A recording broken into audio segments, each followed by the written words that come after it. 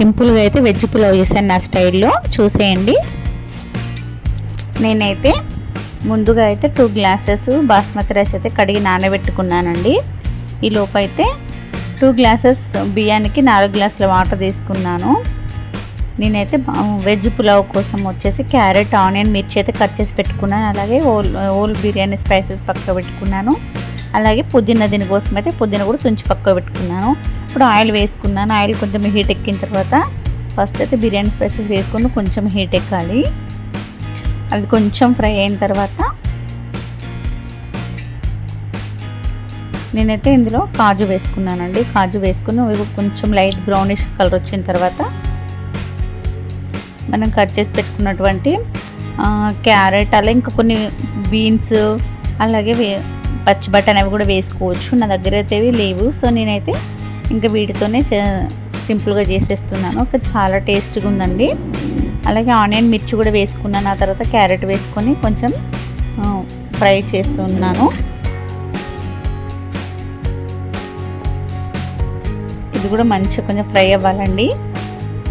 ఆ తర్వాత పుదీనా మాత్రం ఎక్కువ వేసుకోవాలి. కొత్తిమీర అనేది ఆప్షన్ అండి. పుదీనా వేసుకుంటేనే ఈ వెజ్ పులావ్కు చాలా టేస్టీగా ఉంటుంది. స్మెల్తోనే చాలా బాగా అనిపిస్తుంది. ఇది కొంచెం ఫ్రై అయిన తర్వాత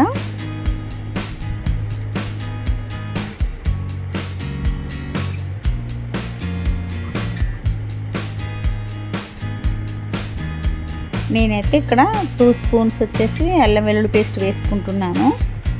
ఇంక ఇప్పుడే కొంచెం కారం, అలాగే సాల్ట్, అలాగే ధనియా పౌడరు, ఇంకా బిర్యానీ స్పైసెస్ అన్నీ కొంచెం కొంచెంగా వేసుకుంటాను. ఎక్కువ స్పైసెస్ వేసుకోవట్లేదు, ఎందుకంటే పిల్లలు తినాలి కదా, అందుకే కొంచెం కొంచెం మాత్రమే నేను వేసుకుంటాను. ఏదైనా ఎక్కువ వేసుకుంటే అసలే ఈ సమ్మర్లో తినలేము మనము.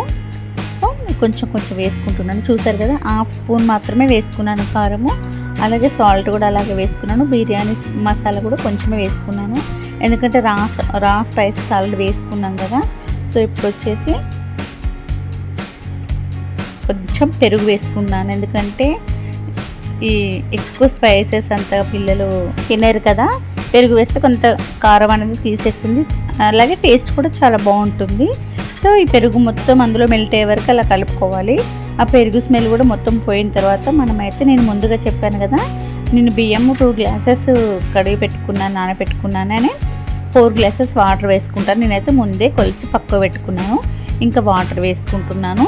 అన్ని స్పైసెస్ టేస్ట్కి తగ్గట్టు చూసుకున్నాను, సాల్ట్ అవన్నీ. ఆ తర్వాతనే వాటర్ వేసుకుంటున్నాను. ఇప్పుడు ఇంకొకసారి చూసుకోవచ్చు టేస్ట్కి ఏమైనా సాల్ట్ ఏమైనా తగ్గిందా అని. ఆ తర్వాత ఈ వాటర్ అంతా మంచిగా ఎసరు మరిగే వరకు అలాగే ఉంచుకోవాలి. ఎక్కువ ఫ్లేమ్లో ఉంచాలి. ఇప్పుడు మనం ఎక్కువ ఫ్లేమ్లో అయితే తొందరగా ఎసరు మరుగుతుంది. ఇప్పుడైతే మళ్ళీ కొంచెం పుదీనా, అలాగే కొత్తిమీర వేసుకున్నాను. ఇప్పుడైతే వాటర్ అయితే బాగా మరిగిపోయాయి కదా. ఇప్పుడు నేను నానబెట్టుకున్నటువంటి బాస్మతి రైస్ వచ్చేసి నేను వేసుకుంటాను.